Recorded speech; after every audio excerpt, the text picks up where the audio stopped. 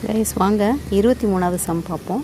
ஓர் எண்ணின் 60% 60ஐ கழித்தால் 60 கிடைக்கும் எனில் அந்த எண் யாது அப்படின்னு கேட்டிருக்காங்க. ஒரு எண்ணினுடைய 60%லேருந்து 60 மைனஸ் பண்ணிடுறோம். மைனஸ் பண்ணிட்டா 60 கிடைக்குது ஆன்சர். அப்போ அந்த எண் என்னன்னு கேட்குறாங்க. இப்போ பார்ப்போம் வாங்க. ஒரு எண்ணின் அப்படின்றாங்க. ஒரு எண் நமக்கு தெரியாது இல்லையா? அப்போ எக்ஸ்ன்னு வச்சுக்கிறோம். அந்த எண்ணின் 60%னா 60/100 மைனஸ் அந்த எண், இது பூரா ஒரு எண். அந்த எண்ணின் 60 கழிச்சிட்டோம்னா = 60 கிடைக்குதுன்றாங்க. அப்போ பாருங்கள். அப்போ என்ன ஆகுது? 60x மேலே போட்டுக்குவோம். 60x/100 minus 60 = 60. இதில் இங்கே நம்ம அடிச்சிடலாம். ஒரு 0க்கு 0, மூவி 2 6, I 2 10. சரிங்களா? அப்போ திரும்ப என்ன ஆகும்?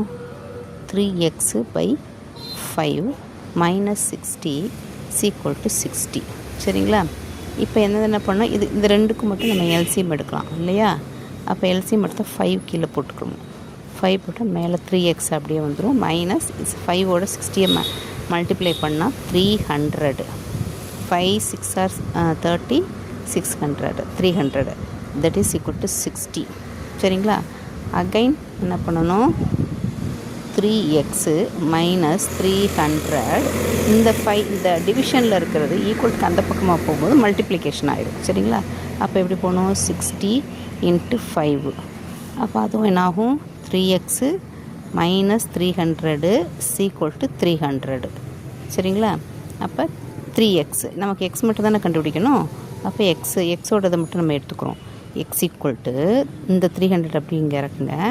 இது ஈக்குவல்ட்டுக்கு இந்த பக்கம் போகும்போது ப்ளஸ்ஸாக மாறிடும். ப்ளஸ் 300 தட் இஸ் எவ்வளோ வருது? 3 3 6, 600. சரிங்களா? அப்போ 3x = 600. அப்போ எக்ஸை மட்டும் எடுத்துட்டோன்னா x = 600 டிவைடட் பை 3 = 200.